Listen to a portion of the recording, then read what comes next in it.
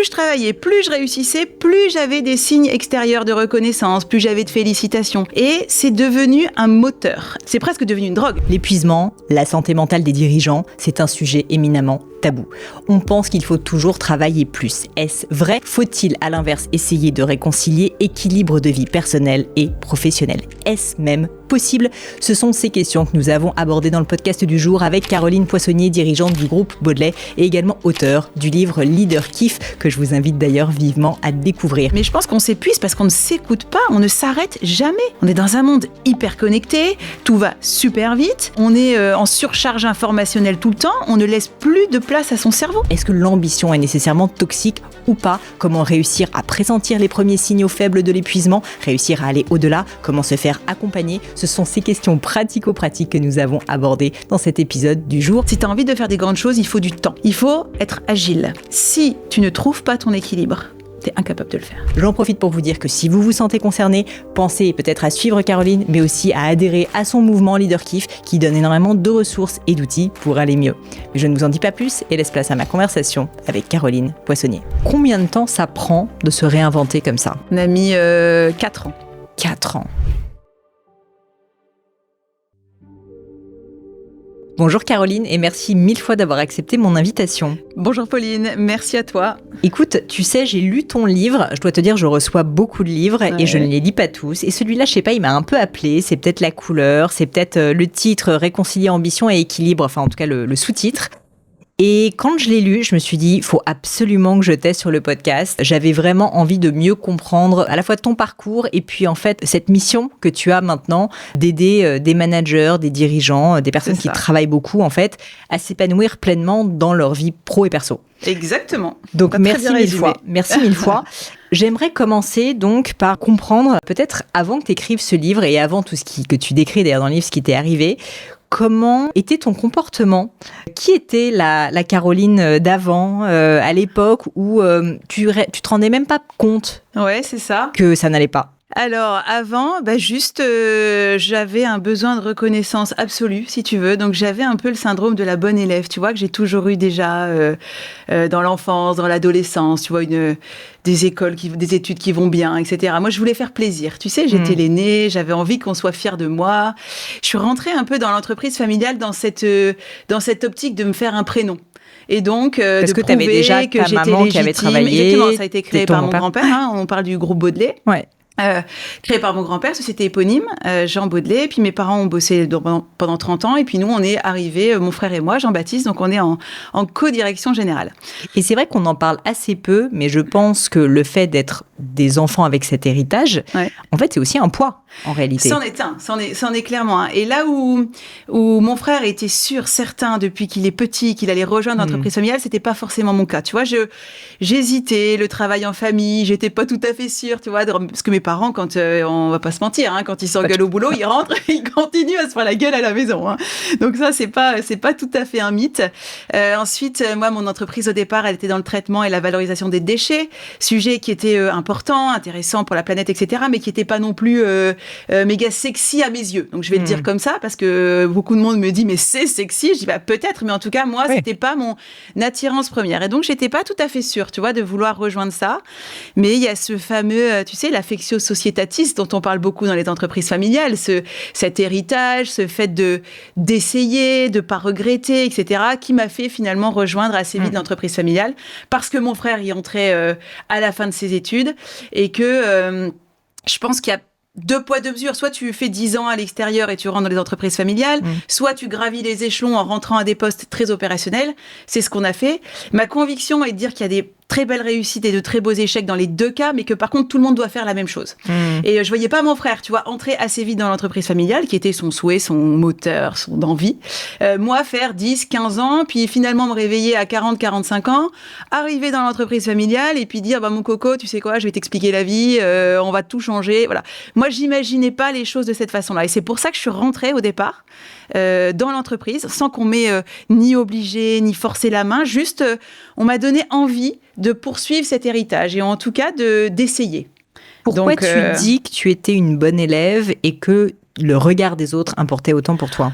Parce que j'ai été élevée un peu comme ça, dans une famille, tu sais, un peu, alors bourgeoise au sens, entends-le, il n'y a pas de méchanceté quand je dis ça, mais dans une petite ville de province, où tout le monde nous connaissait, où mes parents accordaient beaucoup d'importance, de dire de toute façon, Caroline, toi tu ne connais pas les gens, mais les gens te connaissent, donc fais attention à ton attitude, fais attention à ton comportement. Tu vois, si tu veux, là où l'argent avait aussi une valeur importante. Tu sais, j'ai vraiment été élevée tu as un bon niveau de vie aujourd'hui, Caroline, parce que nous travaillons beaucoup, et donc si tu veux pouvoir garder ce niveau de vie-là, il faut que tu fasses des belles études, et donc si tu veux faire des belles études, enfin voilà, tu vois, j'étais un peu dans ce schéma qu'ont beaucoup de parents, je pense, et qui est encore une fois ni bien ni pas bien, j'ai envie de dire, mais voilà, moi je me suis vraiment reconnue là-dedans, et je me suis rendu compte que plus je travaillais, quand je ramenais des bonnes notes, mes parents étaient contents, et donc ils étaient gentils entre guillemets, il n'y a pas de question de, tu vois, gentil ou pas gentil, mais voilà, j'alimentais quelque chose qui me semblait bénéfique à moi à l'instant T. Et donc, je suis rentrée là-dedans. Et j'ai toujours voulu ça. Et petit à petit, je me suis rendu compte que plus je travaillais, plus je réussissais. En général, ça marche. Enfin, il y avait quand même une corrélation. Il y a quand même une corrélation. Donc, plus je travaillais, plus je réussissais, plus j'avais des signes extérieurs de reconnaissance, plus j'avais de félicitations. Et c'est devenu un moteur extrêmement puissant. C'est presque devenu une drogue, mais complètement. Et c'est-à-dire que je faisais des choses de plus en plus dures, parce que ça aussi, les gens s'habituent à ce que tu fais et à ton succès. Donc, quand tu commences à avoir un peu de reconnaissance, etc., il faut taper plus haut, plus loin pour que les gens continuent, tu vois, à t'envoyer ces fameux messages, à te mettre des commentaires que c'est vachement bien, bravo, etc. Et moi, je me suis laissée complètement enfermer dans cette roue du hamster, en fait. Du coup, j'avais besoin de ça et je faisais plus les choses pour moi, je les faisais pour que les gens me félicitent et me prouvent, en tout cas d'extérieur, ma valeur. Et comme en plus, je ne faisais pas quelque chose qui m'animait profondément, si tu veux, je ne le faisais pas pour moi. Voilà. Et donc, avant tout ça, avant Leader Kiff, avant cet accident dont on va certainement parler, j'étais dans cette spirale de je travaille, je réussis, j'ai de la reconnaissance. Et tu t'en rendais pas compte? Et je ne m'en rendais pas compte parce que j'étais successful, si tu veux. Oui. Tu vois, j'avais tout ce dont une personne peut rêver, un super job, je gagne très bien ma vie, j'étais mariée, j'avais 2 beaux enfants en bonne santé. Enfin, tu vois, à un moment d'extérieur, tu te dis, je vais quand même pas me plaindre parce que ça serait juste insultant de te plaindre, tu vois. Et alors, qu'est-ce qui s'est passé? Ce fameux accident, mais de manière générale, pourquoi cette prise de conscience? Ouais, l'accident, ça a été plutôt un déclic. Ce qui s'est passé, c'est qu'à un moment, je me suis rendu compte qu'on s'est désaligné avec mon frère. Je t'explique rapidement. Pendant longtemps, on a travaillé, lui et moi, en co-direction générale. Comme je t'expliquais, on avait trouvé un système canon.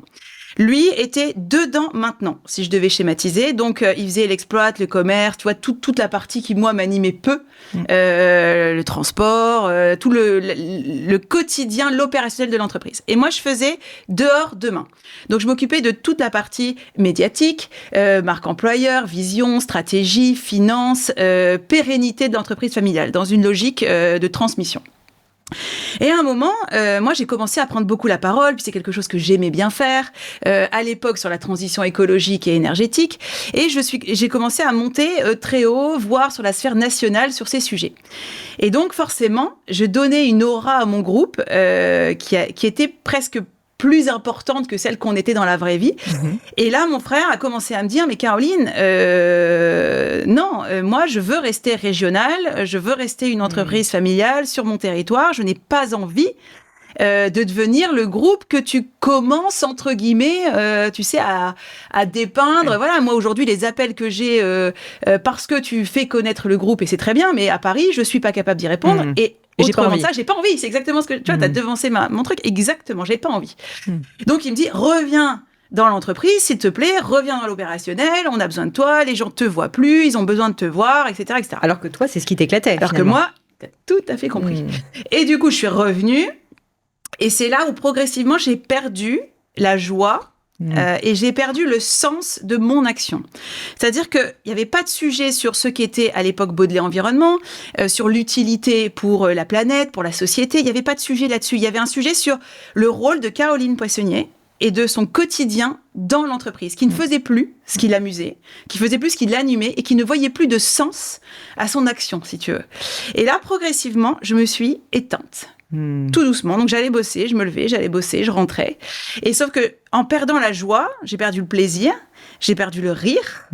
Et quand tu perds ça, en fait, finalement, tu perds énormément de choses. Et puis le sens au sein de la joie, parce que j'ai l'impression que tu te sentais plus aligné, tu n'avais plus envie. Exactement. Et là, j'ai commencé progressivement sur cette perte de joie dont je te parlais. Et en fait, ça a commencé à riper sur ma vie, même personnelle. C'est à ce moment-là où, tu sais, quand tu n'as plus vraiment envie de rentrer chez toi, tu deviens plus irritable, tu as moins de patience avec tes enfants. Ce que tu acceptais ou ce que tu tolérais parfois de ton conjoint, parce que tout n'est pas toujours tout beau, tout rose, au bout de 15 ans, 20 ans de mariage, on est d'accord, ça va plus, en fait. Tu n'arrives plus à avoir cette patience-là. Donc, tu vois, mon mariage a commencé à solder en divorce, la mise en place de la garde alternée. Donc, forcément, avec toute la difficulté au départ d'avoir tes enfants une semaine sur deux, de te retrouver avec un vide abyssal pendant les vacances, tu vois. Et tout ça, et puis plus rien, en fait. Parce que, oui, j'avais une belle entreprise. Oui. Donc, j'ai commencé à manger plus, j'ai pris du poids. Enfin, tu vois, je suis rentrée dans une espèce de spirale qui peut être le démarrage d'un burn-out ou d'une dépression. Et à ce moment-là, j'ai eu cet accident de voiture qui est la base du démarrage de Leader Kiff, où j'ai perdu le contrôle de ma voiture sur l'autoroute avec mes enfants, mon chien, enfin vraiment. Qui est très bien raconté d'ailleurs dans le livre. On se projette et on se dit. Exactement. J'ai essayé de montrer ce que j'ai pu vivre, ce truc incroyable qui aurait vraiment pu nous tuer. C'est vraiment été Et je suis sortie de la voiture. On a sorti les enfants de la voiture. Et si tu veux, le mot qui m'est sorti dans la tête, c'est la chance, la chance, la chance, la chance, la chance. Nous n'avons rien. Tu vois, le mot chance, il m'est monté. Et c'est devenu mon mantra dans la vie, c'est de dire, ça c'est pas possible, quoi. Là, ça aurait pu s'arrêter demain. Et tu vois, cette prise de conscience de dire, putain, j'ai 35 ans. J'avais 35 ans. Et en fait, je n'aime plus ma vie. Tu vois, et si elle s'arrêtait aujourd'hui, non, elle peut pas s'arrêter aujourd'hui comme ça. Tu vois, enfin, ça a été le déclic. Il a été là d'être dans cette pente de lassitude finalement. Tu sais, parce que j'étais pas encore dans un fond du trou, dans une dépression, dans un abandon. J'y étais pas. J'étais dans cette forme de lassitude triste. Et c'est là où j'ai commencé à avoir un psy, à avoir des coachs et à dire à mes parents, je pense que je vais partir.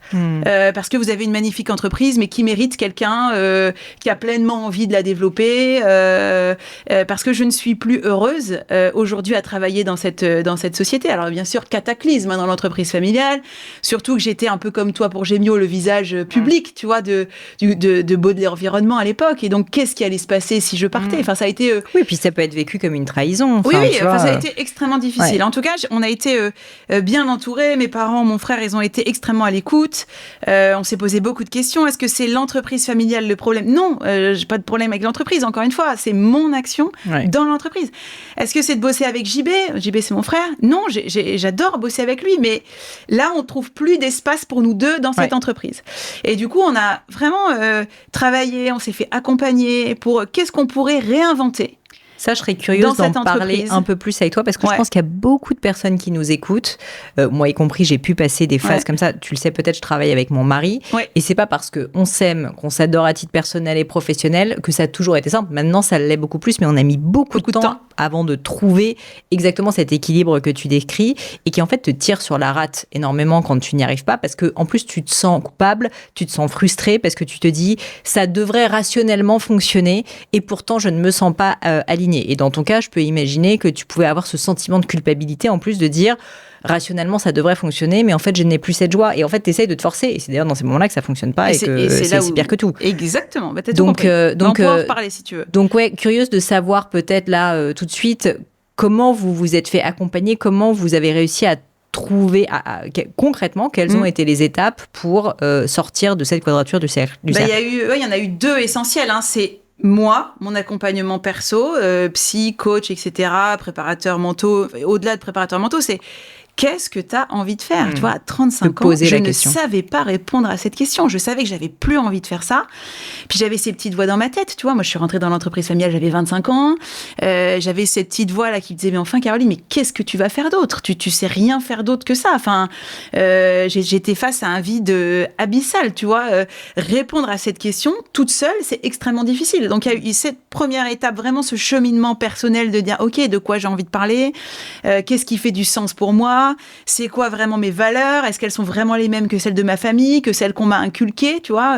Il y en a, je m'y retrouvais, il y en a que je m'y retrouvais pas. Quand tu te poses vraiment ces questions, parce qu'en fait, je pense qu'on se les pose pas vraiment. Tu vois, à quel moment tu t'arrêtes dans ta vie, sauf quand t'es face à un mur et tu te dis bon, ok, maintenant on va poser les choses. On le fait jamais en fait. On est dans cette roue du hamster permanente. Tu sais, moi j'ai beaucoup de personnes qui m'écoutent et qui se réveillent un matin avec cette lucidité de se dire mais en fait j'ai 40 ans, j'ai 35 ans, j'ai 45 ans. Ça arrive à tous les âges, souvent après 30 ans en général, en se disant « Ah, mais en fait, je ne suis pas au bon endroit. » Mais pas parce que je suis à un mauvais endroit, c'est juste que je me suis jamais réellement posé la question. Et c'est très dur, en fait, parce que c'est vrai que tu te dis « Je dois tout remettre en cause. » Mais ce que je trouve formidable, d'ailleurs, dans ton cas, c'est que tu n'as pas tout remis en cause. Non. Et souvent, d'ailleurs, c'est bien comme ça que ça se passe. C'est-à-dire qu'il faut tout remettre à plat pour se réinventer, mais la réinvention n'est pas si loin, c'est plus un pas de côté, souvent. Mais c'est exactement ça.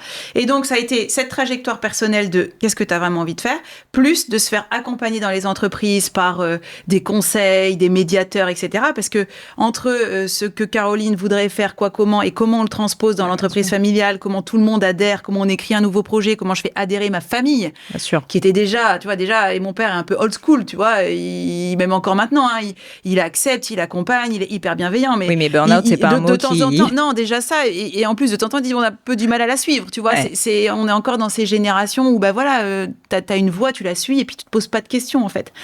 Et donc, on a suivi ces deux chemins-là, et c'est là où on a décidé de réinventer, de diversifier le Groupe Baudelet, de changer de nom, parce qu'on était Baudelet Environnement, on est passé à Groupe Baudelet, et de passer on avait 2 branches d'activité historique à 4, et les 2 nouvelles, elles sont vraiment ce qu'on est profondément, tu vois. On a rajouté l'énergie, parce que mon frère était déjà profondément dans l'environnement, il y avait une partie qui mixait sur l'énergie, donc on a été plus loin.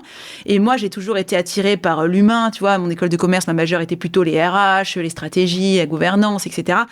Et du coup, j'ai créé cette branche bien-être, justement sur l'équilibre, sur comment est-ce qu'on remet le plaisir au centre de la performance. Tu vois, ces leviers de dynamique, de performance individuelle et collective, ça s'est mis à me passionner.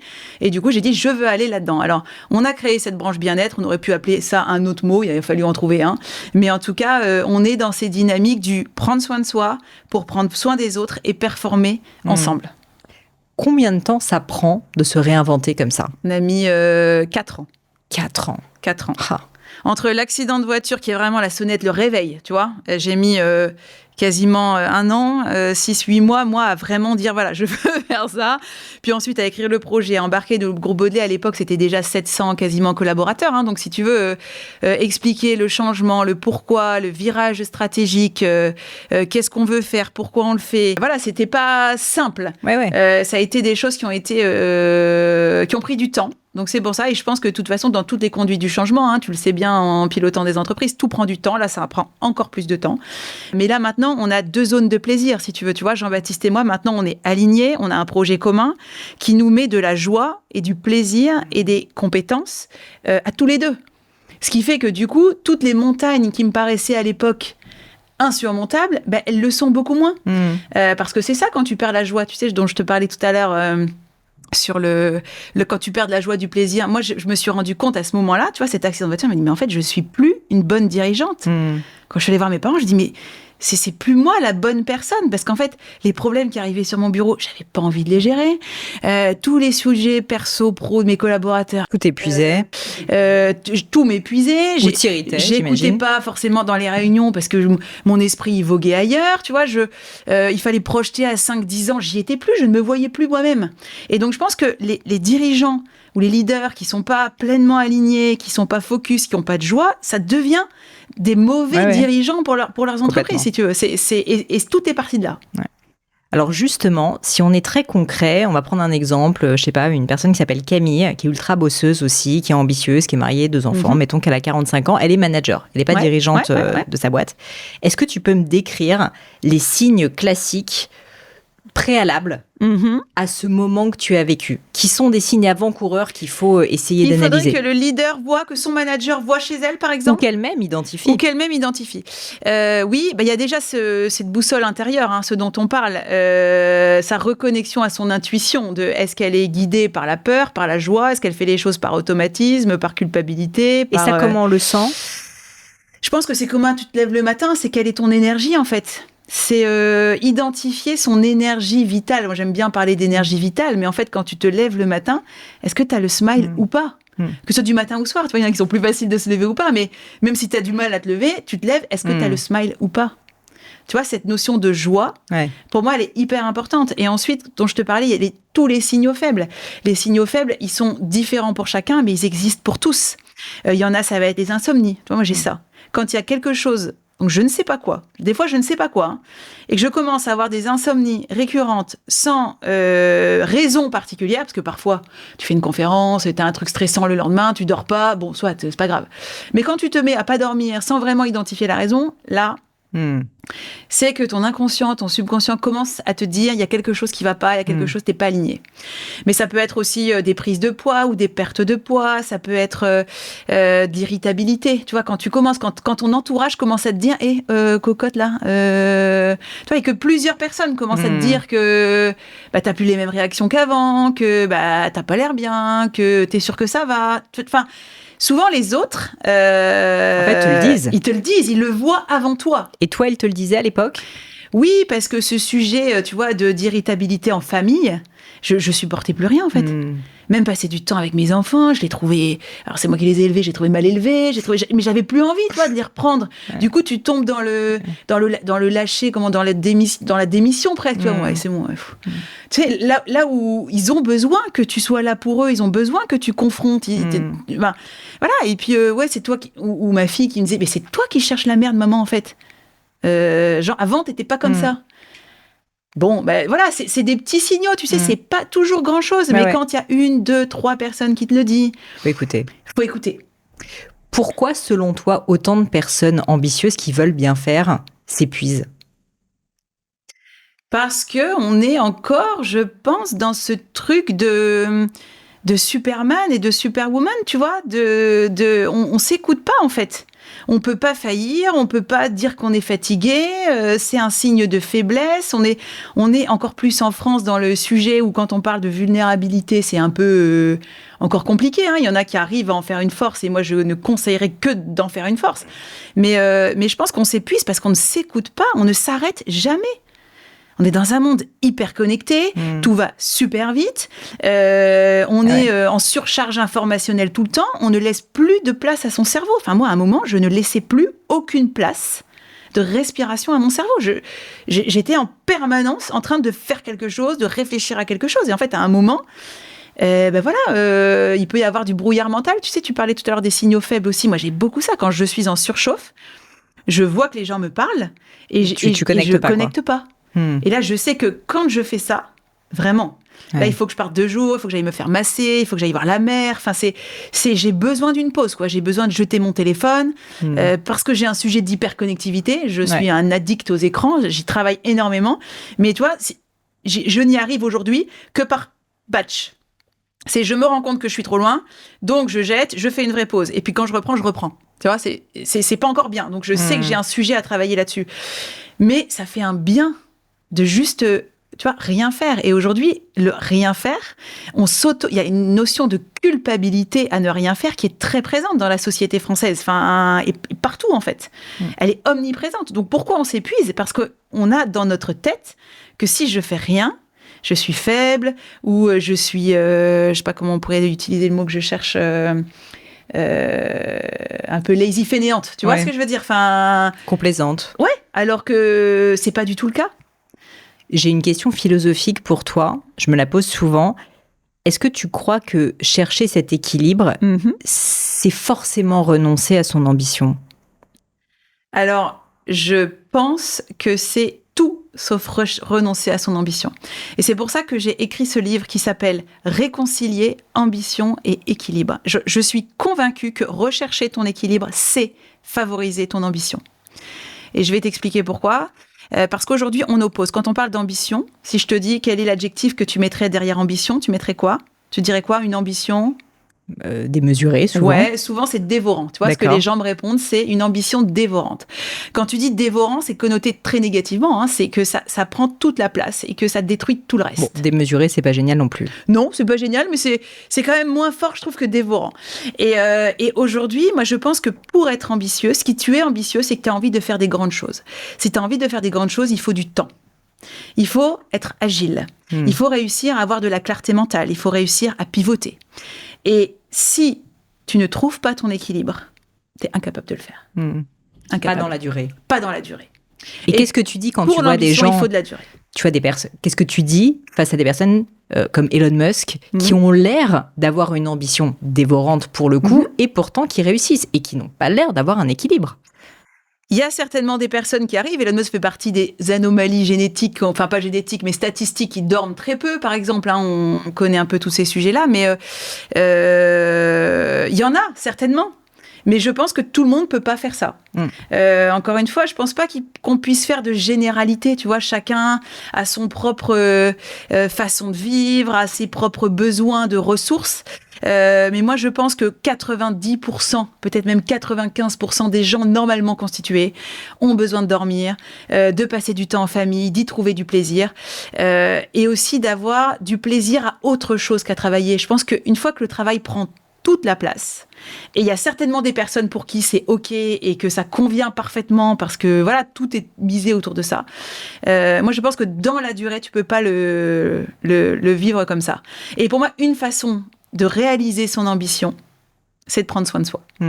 Et du coup, en prenant soin de toi, de prendre soin de tes équipes, de prendre soin des autres. Et tout ça, ça crée un collectif authentique avec beaucoup plus d'engagement parce qu'ils ont envie, tu vois, de créer quelque chose de grand et qu'ils ont bien conscience que c'est pas en pressant le citron absolument de tout le monde ici présent qu'on va réussir à faire de grandes choses. En tout cas, ça, c'est mon intime conviction que le leadership de demain sera un petit peu différent. Je comprends. Et c'est un peu comme l'IA, tu vois. T'as beau ne pas vouloir l'utiliser, dire que ça n'existe pas, ok, tu peux mettre ta tête dans le sable si tu veux. Les gens qui l'utiliseront auront une longueur d'avance demain sur ceux qui l'utiliseront pas. Et à mon sens, le leadership, c'est un petit peu la même chose. La façon dont toi, tu montres l'exemple, la façon dont tu prends soin de toi, tu incites aussi tes équipes à être dans cette même dynamique et à créer du coup ce cercle vertueux, à mon sens en tout cas, de performance collective finalement. Bon, en tout cas, pour revenir sur Elon Musk, je pense qu'aussi une nuance, c'est ce que tu disais depuis le départ, c'est que je pressens qu'il s'éclate, qu'il a beaucoup de joie dans son travail. Et donc, pour lui, probablement, ça n'est pas si difficile que ça de travailler tout le temps. Le vrai enjeu, c'est ce que tu décrivais, c'est quand en fait, tu te forces à travailler d'une manière rationnelle, mais qu'en fait, juste si tu vois plus de sens et plus de joie de vivre. Mais tant qu'il est dans son flow, tu sais, le bonheur, c'est ça. On parle, Martin Seligman, là, du bonheur PERMA, du modèle PERMA, j'en parle un peu dedans, c'est... Comment tu arrives à être heureux là-dedans ? C'est un petit peu ça. C'est quand tu ressens des émotions positives régulièrement, si ton travail t'en procure, génial.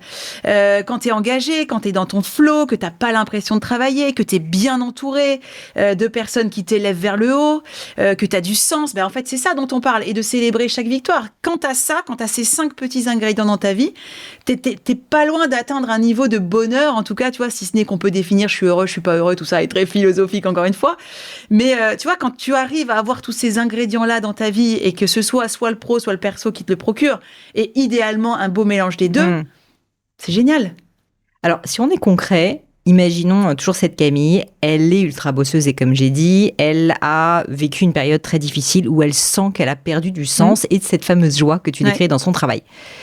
Cette Camille, elle est au bord du burn-out. Comment est-ce qu'elle fait pour s'en sortir ? Alors, la première étape, à mon sens, c'est de lever la main et de se faire aider. De parler à quelqu'un, de voir dans son cercle personnel, professionnel. Moi, je ne peux que conseiller d'aller voir un psy ou un coach, quelqu'un de vraiment neutre, de formé, où on peut tout déposer, et qui vraiment fait effet qui nous pousse un peu dans nos retranchements, en fait, parce que nous, on a tellement d'angles morts, tellement de biais cognitifs, on peut pas se rendre compte. Donc, juste de déposer et d'accepter de se faire aider. C'est vraiment un premier pas. Et avant de se dire, j'ai un problème. Aujourd'hui, en France, quand tu vas voir un psy, c'est que tu es malade. Il y a encore beaucoup cette connotation-là. On a soutenu des études. 75% des dirigeants, parce qu'on a fait sur les dirigeants avec l'étude Choiseul, se sentent surmenés, ont des difficultés. Et moins de 30% ont osé aller voir un psy. Je sais pas si t'imagines. Et 30% considèrent encore que c'est honteux. C'est honteux en 2026 de soigner sa santé mentale. Tu vois ce que je veux dire ? Enfin, moi, je trouve ça fou. Et en même temps, je ris aussi de moi-même parce que quand j'ai commencé, j'ai planqué ma voiture à 2 rues. Je mettais des faux rendez-vous dans mon agenda pour pas que les gens, tu vois, notamment mon assistante, mon frère, sachent, etc., etc. Et en me disant, et je demandais au psy de regarder qu'il y ait personne dans la salle d'attente pour que si je sors, personne me voit, tu vois. Donc, j'ai fait partie de ces gens qui pensent que, bah non, putain, si je dis ça, c'est les faibles qui vont qu'est-ce que les gens vont penser ? C'est les faibles. Ils vont croire qu'il y a un problème. Ouais. Je vais me retrouver dans les journaux parce qu'il y a de ça. Moi, je suis dans une petite ville. Hein, dès mes moindres faits et gestes, je fais la une de la Voix du Nord, hein, donc il faut le savoir. Donc, tu vois, tout ça est très confusant, en fait. Mais d'accepter juste de dire, OK, là, je sens qu'il y a quelque chose qui va pas. Juste, je vais me poser les bonnes questions. Et en fait, je pense que tout seul, tu peux pas. Il y en a certainement qui peuvent le faire, encore une fois, mais c'est vachement plus difficile de se poser les bonnes questions. Et moi, je compare ça souvent à un saut en parachute. Tu sais, ça fait peur, mais le saut en tandem, c'est quand même vachement plus facile, en fait. Tu te laisses porter, OK, t'as quand même peur de sauter dans le vide, tu le fais quand même, et une fois que tu y es, tu te dis, mais heureusement que je suis pas passée à côté de ça, en fait. Tu vois ce que je veux dire ? Ce sentiment de liberté, de te découvrir, finalement. Je trouve ça tellement puissant. Je veux pas que ça soit trop indiscret pour toi, mais je serais quand même curieux si tu peux nous expliquer typiquement le genre de choses qu'on peut raconter à un psy quand on a des sujets comme ça professionnels, parce que je crois qu'il y a beaucoup de personnes qui ont peur, qui ont honte, comme tu disais, et qui ne visualisent pas, tu vois, à quoi ça ressemble. Bah écoute, c'est vraiment un échange presque comme toi et moi, sauf que elle est là pour me...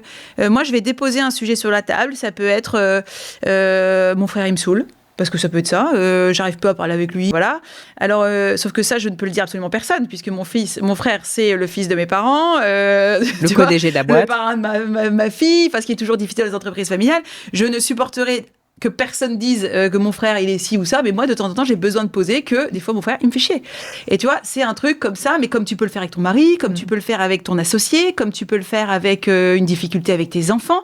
Et en fait, à un moment, il t'amène à te poser les bonnes questions. Ok, mais pourquoi ? Le pourquoi. Mais alors, expliquez-moi, c'est quoi qui vous embête ? Et je peux pas rester dans les généralités parce que tu sais, à la règle des 5 pourquoi. Alors en fait, jamais tu te les poses toute seule, hein, ces 5 pourquoi tu fais l'exercice. Parce qu'en fait, ça t'emmerde de répondre à cette question. Ouais, c'est pas non plus pareil qu'une personne qui a une oreille attentive, qui juste est là pour t'écouter, te soutenir. C'est pas qu'il te challenge, mais s'il te pose des questions du pourquoi, en fait, il te fait aller au fond du problème. Il te fait aller au fond du problème, mais surtout avec une absolue neutralité. Parce que la difficulté de parler avec quelqu'un qui serait un ami, une oreille attentive, bienveillante, tout ce que tu veux, il a ses propres biais cognitifs, il a son propre vécu, il peut toujours faire des... Ah bah, si elle a dit ça, c'est peut-être pour moi. Je trouve qu'un professionnel comme ça, est vraiment... Tu peux vider ton sac complètement. Et le fait de vider le sac, bah, en fait, tu repars beaucoup plus léger. Et tu peux vider ce que tu penses, tu peux vider aussi ce que tu penses pas, tu peux déposer ta colère sur une situation qui s'est mal passée, sur un comité de direction qui s'est pas passé comme tu as envie. Un moment où tu t'es planté peut-être, un moment où tu t'es planté sur le business parce que tu étais convaincu d'un truc et qu'en fait, il y a la charge émotionnelle qui est là. Et ben moi, je trouve que de pouvoir déposer ça en totale confidentialité, où tu es sûr que ça va pas revenir par Pierre-Paul Jacques, où ça va pas être mal interprété, où ça va pas... Mais c'est une chance absolument formidable. Toi, tu trouves que tout le monde devrait aller voir un psy ? Tout le monde. Tout le monde, vraiment. Je suis fan absolue. Aujourd'hui, je vais très bien. Et je continue à voir ma psy entre tous les mois et tous les 6 semaines. Et je dépose tous mes poils à gratter, ce qui est bien, ce qui est pas bien, ce qui me chagrine. Et puis des fois, juste, je raconte, je fais un update du truc. Et en fait, ça me fait vachement de bien. Et alors, Caroline, la différence entre le psy et le coach dans ce genre de cas, toi, t'allais voir J'ai été voir les deux. J'ai vu les deux. Le coach, il va vraiment aller sur l'aspect professionnel. Le psy, tu peux aller sur tous les sujets. Et moi, les deux sujets sans mêler. Donc, sur le psy, j'allais plutôt sur le sujet personnel. Tu vois, je venais de divorcer, la difficulté d'être seule, accepter d'être seule, de bien vivre ta solitude, comment la relation avec mes enfants qui était, où j'avais un fils qui était vraiment dans la charge émotionnelle, j'avais une fille qui était plus distante et un fils qui pleurait beaucoup. Voilà, comment gérer cette culpabilité de dire, ok, parce que c'est moi qui ai décidé de partir. Donc, beaucoup pensent que c'est plus facile. Moi, je portais une culpabilité féliciter d'avoir fait exploser ma famille, le bonheur familial. Je portais ce que moi on m'a dit, il faut pas divorcer, tu t'es marié, donc pour le meilleur et pour le pire, tu sais, dans la bonne famille catho, machin. Et ben voilà, tu vois, de réussir à se libérer de ces chaînes-là, ça je l'ai fait avec le psy. Et de me dire, et même, voilà, de dire, ok, c'est ok parce que je ne suis pas responsable de la façon dont les gens réagissent et à moi de les accompagner, mais de ne pas porter toute cette culpabilité. Et ça a été très très dur. Moi, ce mot culpabilité, je suis née avec. Enfin, voilà, et j'ai encore parfois du mal à m'en libérer. Et le coach, c'était de répondre à cette question. Et en plus, j'en ai choisi un qui était vraiment spécialisé là-dedans. Tu sais, un peu dans les missions de vie, de pourquoi est-ce que je suis venue sur cette terre. En fait, qu'est-ce qui me fait profondément vibrer. On parlait de cette question, mais celle-là, elle m'a marquée parce que je t'assure, tu ne le savais je pas. ne savais pas. J'ai mis genre avec elle, en la voyant tous les mois, j'ai dû mettre 6 mois quasiment à vraiment. Et t'as eu peur à un moment de penser qu'il n'y en avait pas, ou que, je sais pas, on peut se dire, il y a des gens qui n'ont pas de mission, quoi. Ouais, mais je pense que tout le monde en a une. D'une façon ou d'une autre, tout le monde en a une, et ça peut être professionnel ou autre. Tu vois, ça peut être aussi la mission de faire grandir une grande famille, d'être là, et parce que le moteur, ça peut être ça aussi, en fait. Et c'est OK. Et il n'y en a pas de mieux qu'une autre, mais le savoir. Tu vois, moi, de réussir à dire que je culpabilisais vraiment d'être une mauvaise mère. Tu vois, j'avais ce truc, pour moi, une bonne maman, ça rentre tôt, ça fait des tartes aux pommes, ça joue avec ses enfants. Tu vois, enfin, j'étais vraiment ancrée dans ce truc-là. Sauf que moi, j'adorais bosser, je ne cuisine pas, et ça me fait chier d'emmener mes enfants tous les 2 minutes. Tu vois, et à la fois, je culpabilisais énormément.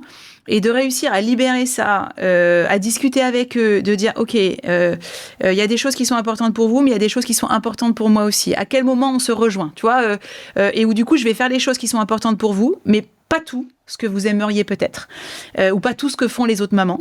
Mais moi, j'ai besoin, pour m'épanouir, de savoir que je peux travailler une fois de temps en temps le soir sans que ça vous pose un problème et sans rentrer à la maison en disant t'es jamais là, t'es pas ci, t'es pas ça. Tu vois, enfin, c'est des sujets qui sont... mais c'est lourd. C'est lourd, tu vois. Et donc réussir à faire ça, c'est ce que j'ai fait pendant ces travails. Et ça, j'en parle pas mal en conférence, tu vois, de cette notion de mauvaise mère. C'est quoi une bonne mère, c'est quoi une mauvaise mère, et c'est quoi le jugement de la société là-dessus. Il y a tellement de gens, quand je parle de ça, qui viennent me voir, qui m'écrivent en MP, des trucs, qui me disent « Mais merci. » Parce que ça, on n'en parle pas. Tu vois, c'est tous des sujets qui sont encore un peu tabous dans cette société. Bien sûr.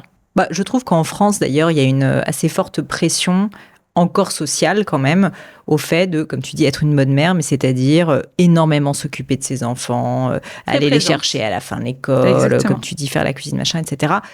Bon, c'est le choix de chacun. Exactement. Et ça doit être discuté avec les enfants. Tu vois, moi, j'avais pas ce truc de je vais leur demander. Demandez-leur. Quoi, demandez-leur? Je peux avoir une... Oui, j'avais des ados, tu vois, en plus. Donc, oui, on peut leur demander, on peut se mettre d'accord ensemble. Et nous, on s'est dit, eux, les compètes de sport, c'est important. Maintenant, si c'est moi qui les amène toutes les semaines, ils s'en fichent. Par contre, que je sois là à leur compète, c'est important. OK, deal. Même si la compète, elle est à 6h du mat le dimanche, je serai là. Ouais. Tu vois? C'est des choses qui se gèrent. Et depuis, ça n'a plus jamais été un sujet de pas les emmener toutes les semaines à 4h30. Oui, alors qu'ils s'en fichent et que toi, tu te mettais une pression de dingue. Exactement. Donc, se faire accompagner par un psy, par un coach, numéro 1, quand on se sent pas forcément au top. Deuxième, prendre du temps pour soi, que pour soi, même 5 minutes. Et rien que pour soi. Que pour soi. Et alors, c'est quoi prendre du temps pour soi ? C'est ce qui nous fait plaisir. Ça peut être aller chez le coiffeur, aller chez l'esthéticienne, ça peut être se faire masser, ça peut être lire. C'est du temps inutile ? C'est du temps qui te recharge. C'est pas...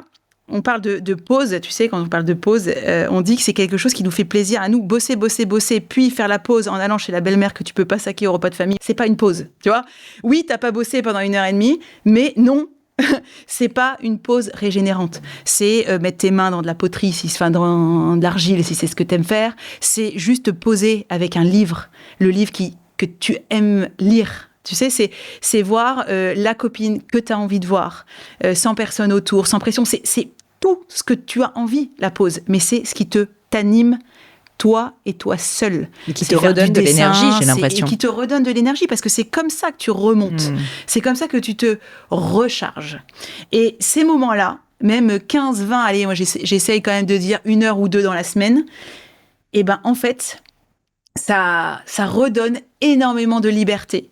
Ça redonne beaucoup de prise sur notre vie. Et de recul. Et de recul, parce qu'il y a beaucoup de personnes, quand tu leur demandes, est-ce que vous avez pris 2 heures pour vous, pas pour vos enfants, on ne dit pas 2 heures sans travailler, on dit juste 2 heures sur quelque chose qui n'est pas cuisiner pour la famille, qui n'est pas faire les courses de machin, qui n'est pas aller chercher à l'école, qui est juste. On peut dire que c'est de l'égoïsme, ça l'est pas du tout. Juste pour vous. Et rien que ça donne une bouffée d'oxygène à la vie en général, qui est juste incroyable. Et quand on pose vraiment les questions aux gens, et surtout des gens comme nous, comme toi, peut-être comme moi, qui ont des vies à 100 à l'heure, en fait, on ne le fait pas. Donc, c'est un deuxième conseil, c'est fais-toi aider, alors c'est pas tout le temps, et juste prends un petit peu de temps. Pour toi. Et vois, et ressens. Ressens. Qu'est-ce que tu dis aux personnes qui t'accusent d'égoïsme dans ce genre de cas ? Ça doit être fréquent ? Oui et non, pas tant que ça finalement. Moi, je considère que je suis moins égoïste en faisant ça que de pas tenir, puis de laisser tomber à un moment. Ou de tomber malade, voilà, parce que... Alors personne peut-être te dit que t'es égoïste, mais peut-être que tu as l'impression de l'être, si jamais... Non, je le suis, je me le ressens de moins en moins. D'accord. Parce que je sais tellement à quel point c'est vital pour être disponible pour tous les autres, je sais pas combien il y a d'heures dans la semaine, mais en gros, tout ce temps-là, moins 2 heures, que si tu veux, à un moment, c'est OK. Et pareil, on peut me le dire parfois parce que, tu vois, moi, je bosse encore beaucoup. Je suis entre 70, parfois même 80 heures. C'est les semaines où j'ai pas les enfants. En gros, je suis une brute de travail. Je commence à 7 heures, je termine à 22 heures. En quoi... Est-ce que c'est d'égoïsme, tu vois, de prendre 1 heure si c'est le mardi à 15h que j'ai envie de le faire ? OK, quoi. Il y en a qui peuvent dire, non, mais l'autre, fais ce que je fais, tu vois, je suis engagée, je suis impliquée. Je commence à me libérer de ce jugement-là. Et si les gens disent ça, j'ai envie de le dire, mais pourquoi est-ce que tu le fais pas ? Toi, la réponse que je renvoie, c'est plutôt ça. Bien sûr. Après, je te pose la question parce qu'il y a beaucoup de personnes qui m'écoutent, je pense, qui ont aussi ce souci avec le regard des autres, et je peux en faire partie, et qui se disent « Ah, mais je ne peux pas me l'autoriser socialement ». C'est-à-dire que si un mardi à 15h, j'ai en fait besoin d'aller me faire un massage, ou d'aller me faire une manicure, ou juste de faire une sieste, j'en sais rien, et en fait, je ne me l'autorise pas. Pas parce que je pense que c'est malsain, pas parce que je pense que je n'en ai pas besoin, mais parce que j'ai peur du regard des autres. Ouais. Il y a énormément de personnes comme ça, et j'en ai fait partie, et je peux encore en faire partie. Mais je le vois complètement différemment, parce qu'encore une fois, ce truc-là de grande responsabilité, t'as aussi une belle liberté avec ça. Et si tu n'utilises pas l'un, les deux vont ensemble en fait, et tu peux pas porter toute la responsabilité sans utiliser, ou sans pouvoir utiliser une fois de temps en temps, quand tu en ressens le besoin, cette part de liberté. Et j'en parle beaucoup parce que c'est aussi donner l'exemple. Et quand quelqu'un me dit, si je suis à bout, tu sais, et que soit je vais dormir, ou soit je vais dire j'ai besoin de me défouler, je vais courir. Il y a un jour quelqu'un qui m'a dit, bah oui, mais si tu vois une de tes collaboratrices à bout, je sais pas quoi, je vais dire, mais je vais juste lui dire de faire la même chose. Je veux dire, moi, une de mes collaboratrices qui serait là, qui traîne dans le truc, sans joie, sans plaisir, de fatigue, et je vais lui dire, mais rentre chez toi, en fait. Mais d'ailleurs, c'est le rôle, n'est-ce pas, du manager ou du leader. Et c'est exactement ça. Bien et sûr. c'est de dire. Et ensuite, c'est une question de responsabilité, parce que c'est des limites. Quand je te parle de faire 2 heures par semaine, je vais pas faire 2 heures par jour tous les jours. Tu vois ce que je veux dire ? Donc, tout est toujours une question de timing, et tout est toujours une question d'équilibre et de justesse. Mais effectivement, moi, je pense qu'il faut, au contraire, dire, quand on travaille beaucoup, c'est de notre responsabilité de rester en énergie haute. Parce que quand tu restes en énergie haute, tu peux emmener les autres. Est-ce qu'on te traite d'égoïste ? Tu vois, quand tu mets ton masque à oxygène, tu vois bien où je vais arriver dans l'avion. Non, tu le mets d'abord pour toi, et ensuite, tu es en capacité d'aider tous les autres. Si tu veux aider les autres et que tu tombes au milieu, qu'est-ce qui se passe ? Et le manager qui tombe, alors, dans les grosses entreprises, c'est pas très très grave. Dans les ETI, c'est compliqué, mais il y a tout un système qui tient. Dans les PME, c'est problématique. Ouais. Et du coup, d'avoir assez confiance en nous, parce que pourquoi on a peur du regard des autres, c'est aussi la confiance en nous. Moi, j'estime que quand je travaille ce que je travaille, j'ai pas honte de le dire, et je travaille certainement même trop. Tu vois, je prends souvent l'exemple de ça, c'est un petit peu futile, mais c'est assez emblématique. Moi, j'ai des cheveux très courts, tu sais, donc je dois aller chez les coiffeurs tous les mois. C'est vraiment plus d'un mois, je ressemble plus à rien. Et en fait, je bosse tellement que j'ai 2 jours de week-end avec mes enfants ou d'autres, où j'essaye de profiter, j'ai pas envie d'aller et de prendre 2 heures de plus chez le coiffeur parce qu'il y a tout le monde le samedi, etc. Et ben oui, je m'autorise à aller chez le coiffeur en semaine, soit 8h30, 9h, soit même, je prends le rendez-vous qu'il y a, peu importe quand. Et en fait, c'est OK, tu vois. Et souvent, j'ai même mon ordi chez le coiffeur. Et c'est pas grave. Et c'est vrai que des fois, j'en croise et je dis, oh putain, il va croire que je pose pas. Mais non, en fait. Tu vois, et c'est juste ton estime de toi-même, ta confiance en toi, et ce que tu peux renvoyer. Les personnes qui disent ça, ils commencent à 9h et terminent à 16h. Alors concrètement, comment est-ce qu'on fait, si on est cette Camille, pour prendre ce moment pour soi? C'est quoi ton conseil? Tout dépend de ses horaires de travail, mais pour moi, c'est de s'instaurer même un moment dans l'agenda. Et si jamais en général, les leaders, les managers auxquels je m'adresse, ils sont libres de leur agenda. Et si elle n'est pas libre, elle ferait quoi? Elle fait de la place. Quand je dis qu'elle n'est pas libre, c'est-à-dire qu'en gros, elle a un manager au-dessus d'elle. Théoriquement, ça veut dire qu'elle a des horaires de travail et donc potentiellement, elle peut prendre ses 2 heures. C'est théoriquement qu'elle ne travaille pas 12 heures par jour, quoi. Parce que les gens qui travaillent 12 heures par jour, c'est ceux qui n'ont pas d'horaire. Et donc, c'est de se créer à un moment. On met un créneau dans son agenda et on le garde, en fait.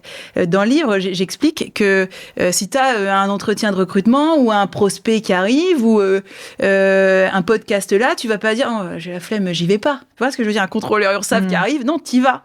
Là, si tu bloques ce temps-là pour toi, bloque-le en sachant que tu pourras le prendre, mais peut-être le matin, tu vois, j'arrive au bureau à 10h, c'est plus dur quand tu le mets en plein milieu, parce qu'il y a des choses qui peuvent déborder, mais si tu le mets le matin ou une fois de temps en temps, au milieu d'après-midi, en fait, tiens-le, mais respecte-toi, c'est un engagement que tu prends envers toi-même. Et encore une fois, parce que tu vas retrouver de la joie, du sourire, de l'entrain, tu vas réembarquer tes équipes et tu vas être meilleur leader. Dernière question pour toi, avant de passer à mon crible. Comment est-ce que tu gères quelqu'un qui est au bord du burn-out, mais qui refuse de le reconnaître? T'es un proche, t'es un manager. Qu'est-ce que tu fais? Tu ne peux que sensibiliser. J'ai tendance à dire que la personne, elle doit, il y a le libre arbitre et c'est donner des outils, proposer, conseiller. Si toi, t'es ton manager, tu peux l'obliger peut-être à voir quelqu'un ou faire un bilan. Après, c'est juste de la prise de conscience, quoi. C'est lui donner du temps. Lui faire écouter ce podcast, par exemple, lui faire lire ce livre aussi, bien sûr, le livre Leader Kiff. Et d'ailleurs, pour ça que je l'ai appelé Leader Kiff. Kiff, c'est kiffe ta vie de leader, en fait. C'est retrouve de la joie et du plaisir. Et je pense que lui montrer petit à petit les signaux faibles dont on parlait tout à l'heure, l'obliger à s'arrêter peut-être. Alors on peut pas obliger les gens à se mettre en maladie, mais lui proposer de dire à un moment il faut ralentir, le faire passer à la médecine du travail si on parle dans un cas de voilà. Mais je pense qu'après chacun, parfois on a besoin de prendre le mur. Ouais. Parfois, on a besoin. Et puis aussi, je crois, en tant que manager, moi je le vois parce que j'ai déjà eu ce cas de figure, de dire en fait, je n'attends pas que tu travailles plus à la personne en dessous. Tu vois, de dire, non seulement c'est OK, mais je ne pense pas que tu vas mieux performer si jamais tu travailles plus. Alors, il y a des personnes qui ont besoin de travailler plus. Non, mais on est d'accord. C'est clair et net. Mais c'est effectivement de bien reposer les attentes. Non, mais je suis tout à fait d'accord avec toi. Mais il y a ce sujet de reconnaissance aussi, dont on parle en filigrane, quand la personne se sent bien. Et après, c'est de proposer, c'est d'être là, c'est d'être à l'écoute, de pouvoir qu'elle puisse aussi déposer certaines choses, parce que rien que parfois en parlant, ça fait du bien. Et puis après, chacun malheureusement a son libre arbitre. On essaye de proposer beaucoup de choses. Après, chacun proposer qu'elle s'inscrive à un cours de sport, de se vider la tête. Ça peut être juste ça. Tu vois, les 2 heures dont on parlait, oui, je vais au cours de Zumba le mardi. Et c'est d'accepter en tant que manager que le mardi, elle part à 17h, même si les autres jours, elle part plus tard ou à 16h30, parce qu'il y a un truc qui lui plaît et que c'est à cette heure-là et que c'est OK. On bosse beaucoup comme ça avec ma DRH, elle habite loin, elle a 2 enfants, je sais que le job est fait, on est d'accord sur le fait qu'elle part tôt, qu'elle se reconnecte si elle a besoin, si elle n'a pas fini, et c'est OK, tu vois, et cet équilibre-là, c'est à chacun de réussir à le trouver, poser se connaître, réussir à poser ses limites, réussir à trouver cette équilibre qui n'est jamais acquis, hein, mais et qui n'existe même pas vraiment en fait. Parce qu'il est tellement propre à chacun. J'incite aussi les personnes qui nous écoutent à en parler dans leur entreprise, parce que bien souvent, on se met la pression en se disant « je ne vais jamais pouvoir faire ça ». Alors qu'en réalité, si jamais tu expliques pourquoi, qu'il y a des raisons valables, etc., on trouve toujours des solutions, des compromis. Oui, et c'est aussi pour ça que je me pose aujourd'hui en tant que leader en sensibilisation des autres leaders, parce que je pense que ça viendra du haut, forcément. C'est le leader, c'est le dirigeant qui impulse une culture d'entreprise, qui permet ou qui ne permet pas certaines choses, tu vois, qui insuffle une façon de travailler et qui autorise les gens à faire du sport le midi ou pas. Nous, on propose même des cours gratuits, tu vois. Enfin, ça vient du haut. Si tu as une culture tout en haut qui est complètement fermée, c'est forcément plus difficile d'en parler en dessous. C'est sûr. Donc aujourd'hui, ce tabou de la santé mentale et des dirigeants et en entreprise, c'est pour ça que moi, je veux prendre la parole, parce qu'il y a assez peu de leaders qui le font sur le sujet, mais je pense que ce sera le game changer demain en entreprise, de réussir à poser ces sujets, à poser une vulnérabilité à son manager, tu vois, et de dire, bah voilà, j'ai ça, et c'est important pour moi de faire ça pendant ma semaine, mais ne t'inquiète pas, les objectifs seront atteints, le truc seront faits. Pour moi, c'est OK, en fait. Parce qu'on est en transparence, parce qu'on est en échange, en franchise, en donnant, et que du coup, tout le monde s'y retrouve. Et en même temps, je veux dire un truc pas politiquement correct, mais qui est sincère, c'est que ce que tu dis est totalement vrai pour beaucoup de personnes. Et il y a beaucoup de personnes qui, quand même, profitent du système, ou en tout cas de on va dire, cet état de fait maintenant et de cette réflexion, tu vois, sur la santé mentale. Et souvent, les personnes qui demandent le plus, qui disent « Ah là là, je suis pas bien », bon, bah, en fait, ce sont des personnes, franchement, qui, en réalité, ne travaillent pas beaucoup et qui en profitent. Donc, c'est tristement pas si simple à gérer. Bah, c'est un peu la même histoire que le télétravail, si tu veux. C'est la petite minorité des gens qui abusent complètement, qui font remettre en cause des choses qui peuvent être plus intéressantes pour les autres. Mais je suis totalement d'accord. Mais encore une fois, quand on arrive à être dans cette culture, dans cet échange constructif, avec de la performance, hein, parce que là, on n'est pas en train de dire, enfin, t'as compris, hein, moi, je dirige une entreprise, j'ai des résultats, j'ai des choses à faire. Mais quand on arrive à être tous ensemble, bien dans ses baskets, dans ses forces, ça aussi, hein, tu sais, dans quelqu'un qui est pas bien, c'est aussi au rôle de manager de dire, est-ce que t'es bien dans ton job? Est-ce que tu fais ce que tu aimes faire? Et moi, j'incite beaucoup les gens, on passe beaucoup des tests, tu sais, les tests de quelles sont tes forces intrinsèques. Parce que quand tu mets les gens dans leur zone de talent, et quand tu les formes dans leur zone de talent et que tu crées des équipes complémentaires, chacun dans leur zone, bah, tu décuples les potentiels des équipes, en fait. Bien sûr. Et parfois, prendre soin des gens, c'est peut-être aussi dire, est-ce que le job a évolué d'une façon ou d'une autre?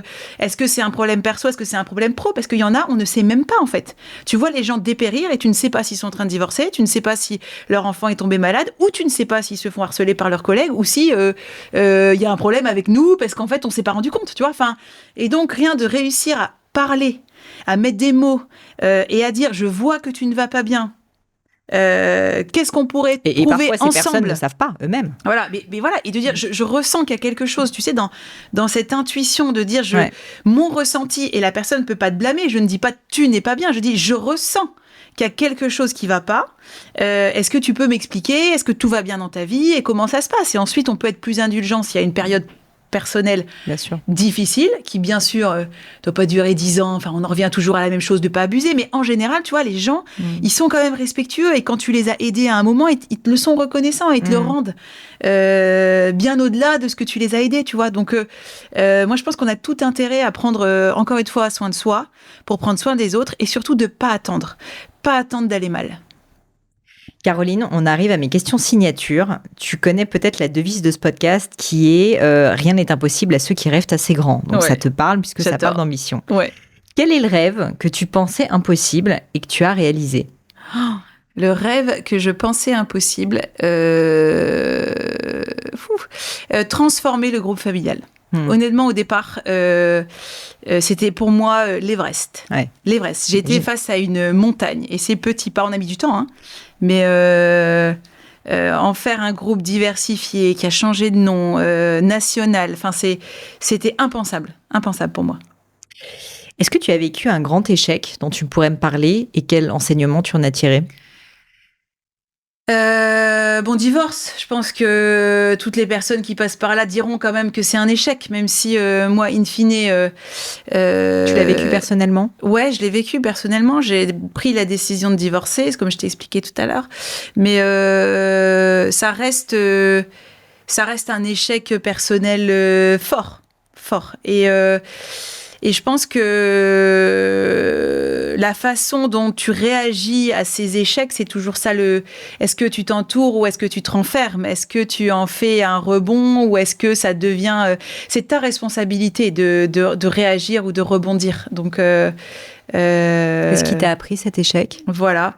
Il m'a appris que il faut bien s'entourer. Bien s'entourer, ne pas s'isoler.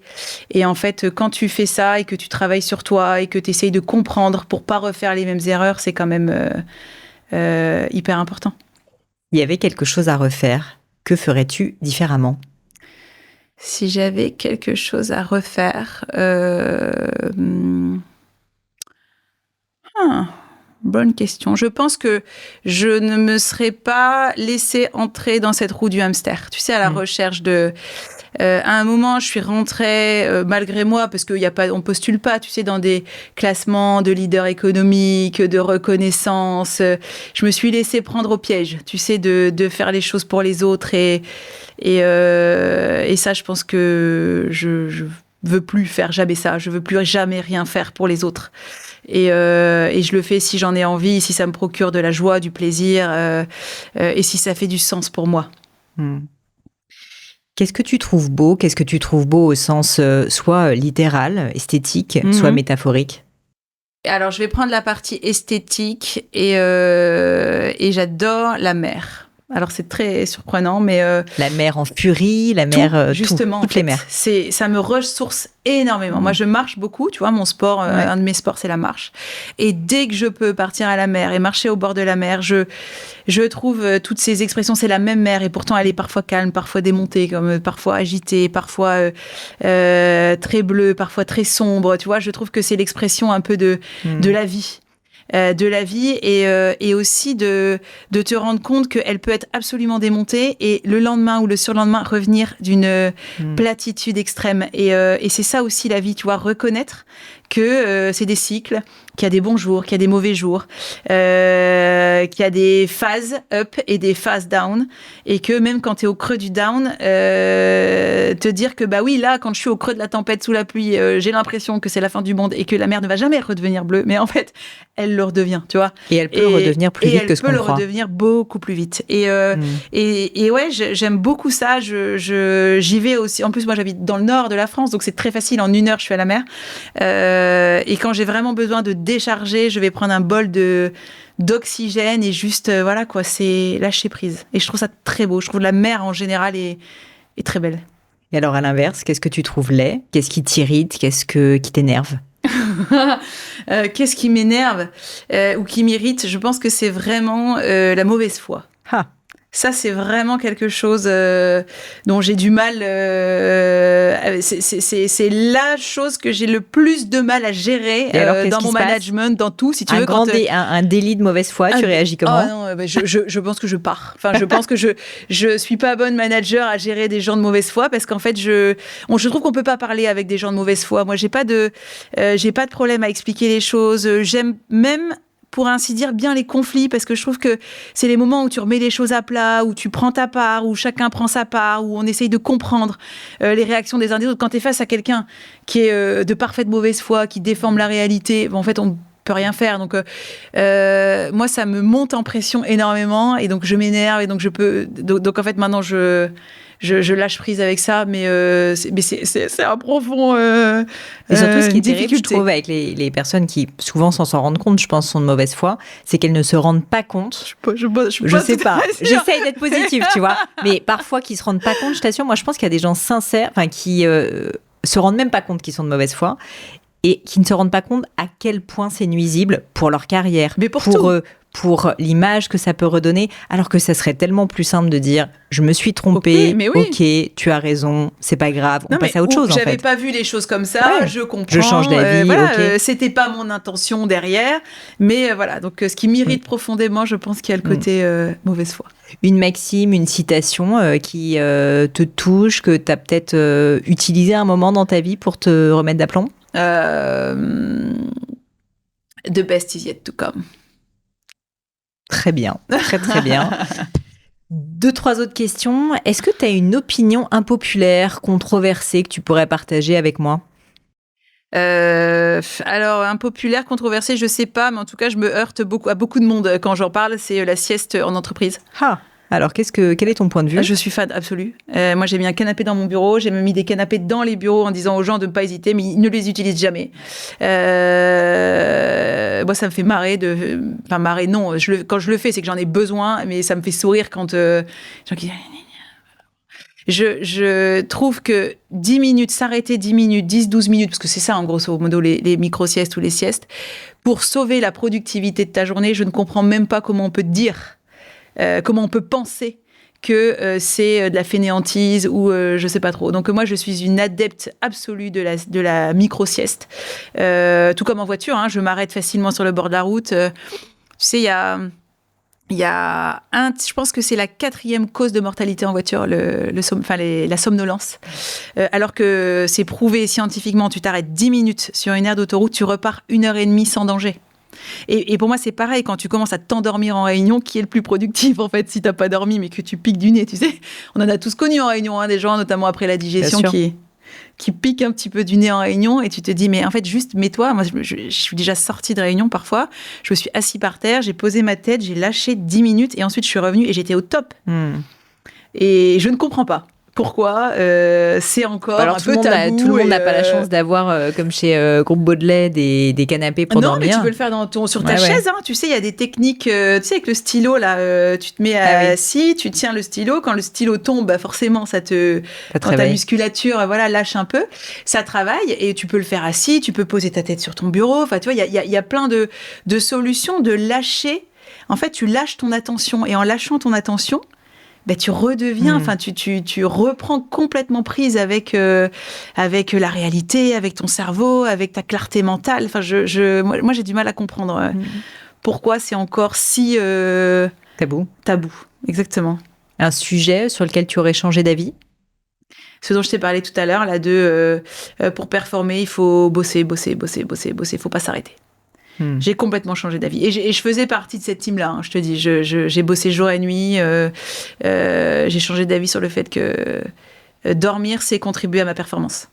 Et j'ai fait partie des superwomen qui dormaient 4-5 heures par nuit, qui rentraient tard, qui bossaient le soir, qui faisaient du sport à 5 heures du mat. Tu vois, je suis l'adepte un peu du miracle morning, machin. C'est très bien, mais en fait, ça peut pas être tout le temps. Tu parles à quelqu'un, d'ailleurs mon mari se moque beaucoup de moi, qui dort 9 heures par nuit. Bravo. Marie me dit, mais qu'est-ce que tu dors Mais c'est canon. C'est canon et bravo. Et tu vois, moi, c'est une discipline aujourd'hui. Je prends soin de mon sommeil comme du lait sur le feu parce que ça fait partie de ma performance. Et ça, j'ai complètement changé d'avis. Le fait d'être à fond tout le temps, tu peux pas être à fond tout le temps. Écoute, si tu as des problèmes pour dormir, tu écouteras mon podcast avec Pierre-Alexis Geoffroy, qui est un médecin. Il est sur ma file d'attente. Il est top. Il est vraiment génial. Tu verras. Dernière question pour toi. Est-ce qu'il y a un livre qui t'a parlé, qui t'a marqué, qui t'a aidé peut-être à un moment dans ta vie dont tu pourrais me parler? Pourquoi? Ouais. J'en parle dans celui-ci d'ailleurs, c'est à la fin, c'est le livre de Darren Hardy qui s'appelle L'effet cumulé. T'en parles, ouais. Il m'a profondément chamboulé. Il parle de l'effet cumulé, la méthode des petits pas. Le concept du livre, c'est d'analyser les gens successful. Et que font les gens successful finalement et pourquoi ils sont successful et pas les autres.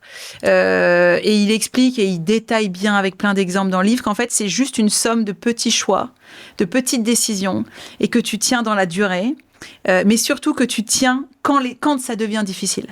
Là où 90% des gens vont s'arrêter, si tu arrives à continuer dans le creux de la tempête, tu vois, comme on se disait, mais à tous les niveaux. C'est là où tu passes le cap et c'est là où tu deviens talentueux ou à succès, si tu veux. Et c'est à la portée de tout le monde. Et ce que j'ai aimé, c'est que ça va aussi dans les deux sens, l'effet cumulé. C'est-à-dire que ce petit changement d'habitude, moi j'adore, je l'ai raconté texte tel que, donc tu l'as lu dans le livre, tu sais, ces 3 copains là qui ont à peu près le même job, la même corpulence, tu sais, voilà, il y en a un qui change pas ses habitudes, il y en a un qui juste rajoute 1h30 de sport, arrête la bière parce qu'il transforme, enfin, je sais plus ce qu'il prend, un coca, bon bref, peu importe. Oui, c'est ça. Il introduit 2-3 habitudes. Mais très simple. Très simple. Qui ne change absolument pas sa vie. Par contre, il s'y tient. Et le 3e qui fait exactement l'inverse, qui introduit autre chose, qui arrête sa séance de sport ou qui va moins, qui se met à boire une bière et un paquet de chips tous les jours et qui, voilà. Et il montre que 6 mois, 1 an, 18 mois, il ne se passe rien, en fait. Mais par contre, cet effet cumulé, c'est de dire qu'à un moment, tu pars comme ça ou tu pars comme ça, et enfin en haut ou en bas, et que ce qui fait la différence, c'est tes choix dans la durée. Et ça, mais c'est vraiment quelque chose. Ou 2 ans. Ah non, en réalité, c'est une durée longue de plusieurs années. Et là, il parle de 30 mois, je crois, pour vraiment voir les résultats d'études. Mais à 30 mois, tu as plus 15 kilos, des promotions parce que machin, parce que du coup, il est joyeux, ça va bien avec sa femme, ils ont refait un gosse, il est entouré d'amis. Et à l'opposé, c'est plus 15 kilos, en arrêt maladie parce que en conflit avec tout le monde parce qu'il voit tout de noir. Enfin, tu sais. Et en fait, c'est tes petits choix au quotidien, positifs ou négatifs, qui influent la personne que t'es. Et j'adore me dire que là, j'ai 41 ans, à peu près le même âge. Aujourd'hui, ma façon de vivre aujourd'hui fait ce que je vais être dans 10 ans ou dans 20 ans. Et c'est mes décisions d'aujourd'hui. Et je pense régulièrement à ça quand je fais des choix, quand on fait des trucs. Et pareil, on dit, ouais, t'as 40 ans, t'es bien. Oui, mais il y a 10 ans, je faisais déjà ça, en fait. Et si tu commences maintenant, dans 10 ans, tu seras pareil. Et ça, c'est vraiment quelque chose de dire, aujourd'hui, les gens font quelque chose, puis si au bout de 3 semaines, ça marche pas, ben ils arrêtent. On parlait des podcasts, bravo, je sais que t'en fais depuis des années. La moyenne, c'est les gens, ils passent pas 5 ou 7 podcasts parmi tout. Alors, il y en a bien sûr qui le font depuis très très longtemps, mais bien sûr. Tu sais, parmi la masse des gens qui se lancent, bah, si ça devient difficile, si ça marche pas tout de suite, si machin, ça s'arrête. Et pareil avec le poids, je fais régime, si au bout d'un mois et demi, je fais gaffe, bah hop, j'arrête tout. Mais c'est pour tout, en fait. On lance un nouveau projet, on fait des trucs, enfin voilà. Donc c'est de réussir à tenir dans le temps. Et pour moi, c'est ça l'ambition, tu sais, dont on parlait, il faut du temps. Donc, il faut faire des choix durables dans le temps. Et c'est tout ce que je peux conseiller à chacun de tes auditeurs. Ma chère Caroline, je te remercie 1000 fois pour tout ce que tu as partagé avec nous. Je te remercie aussi d'avoir écrit ce livre qui, franchement, m'a beaucoup touchée. J'invite les personnes qui nous écoutent, si elles se sentent concernées, peut-être par un peu de surtravail, par le fait de trouver cet équilibre, justement, entre volonté... C'est vraiment cette joie. Cette joie qui est la clé, mais aussi, tu vois, quand tu te poses un peu la question, à la fois de ton sens dans ton travail, mais aussi de se dire, OK, j'ai envie de travailler beaucoup parce que j'adore ce que je fais, mais en même temps, je me sens fatiguée. Je trouve que c'est un livre qui donne beaucoup d'outils, déjà très concrets, qui parle de ton parcours, qui est vraiment... assez agréable à lire et facile à lire, franchement. Donc, merci à toi de l'avoir fait. Merci d'avoir pris le temps. Si jamais on est intéressé à l'idée de te suivre, je sais que tu es sur Insta. Tu es sur LinkedIn aussi. Exactement. Insta et LinkedIn. Caroline Poissonnier sur les deux et Leader Kiff aussi. Et puis, on a créé un mouvement pour accompagner, inspirer, donner des outils aux personnes qui auraient envie de rejoindre un collectif de leaders. Alors, quand on parle de leaders, c'est pas que dirigeants, hein. C'est toutes ces personnes. Ça peut être des professions libérales, ça peut être des gens passionnés, qui comptent pas leurs heures en fait, et qui du coup, comme elles sont passionnées, elles peuvent s'oublier un peu au passage. Et le vrai truc, c'est prendre soin de soi pour faire des grandes choses, pour durer dans le temps. C'est un merveilleux mot de la fin. Je te remercie 1000 fois, Caroline. Merci. Et à bientôt. À bientôt.